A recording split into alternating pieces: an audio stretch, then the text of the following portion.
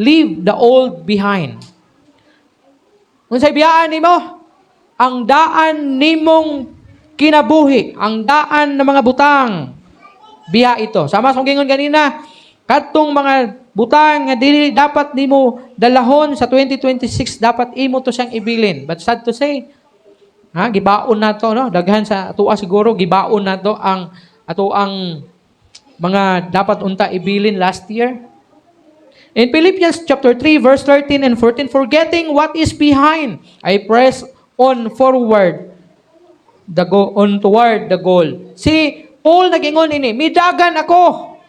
Akong gibiyaan ang mga nangagina ug midagan ako paingon ngadto sa dag-anan. Katong mga kinabuhi nimo kaniadto, biya ito tanan, kalimti ito tanan. Ayaw tuguti na mautoy mo bira kanimo aron dili ka makasinati sa bag-o nga plano sa Ginoo sa imong kinabuhi nining tuiga. In Hebrews 12:1, let us throw off everything that hinders. Ilabay, isalikway ang tanan nga mahimong babag diha sa imong kinabuhi niining 2026. Kalimti ito tanan kung unsa man tong mga nangagina. Ano man, you cannot move forward while holding to past sins. Kung ikaw nakahimo og sala sa Ginoo last year, isurrender to sa Ginoo ug talik dito siya.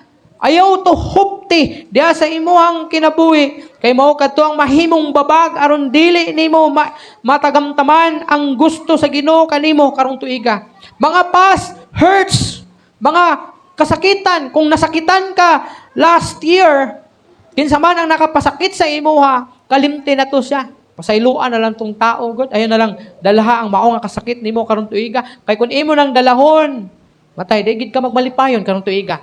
Kay nagkupot man ka sa imong kapungot kaniadto, nga mao to siya ang mo pugong sa imong kalipay na dapat unta nimong masinati karong tuiga. Past failures, mga kapakyasan, kung nakay wala na himo last year, ayaw na to, hunahuna pa. Bag-uha ang imuhang tinguha karong tuiga. Kung napakyas ka man, make sure na dili ka mapakyas karon. Ayaw na kupot adto. Kung dili, bag-o na karon. And then past bitterness. Ano bitong bitter ka sa imuhang kinabuhi last year? Ay na dalaha karon tuiga. God forgives completely, but many believers keep condemning themselves. Ipasaylo na sa Ginoo. Banang ayaw na i-condemn pa ang imong kaugalingon sa imong mga past sins, sa imong failures, sa imong mga kayugot last year. Kundili pagsugod sa bag-o nga pamaagi sa Ginoo diha sa imong kinabuhi.